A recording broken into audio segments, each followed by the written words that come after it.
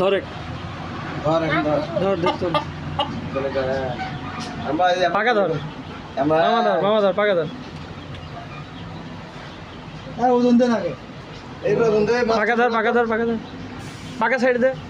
আরে বড় সব তুমি বলো না বলতে হবে না আরে আমরা ধর বাবা স্কেলে বাতল স্কেলে ওজন ওয়েট সহ ভিডিও করি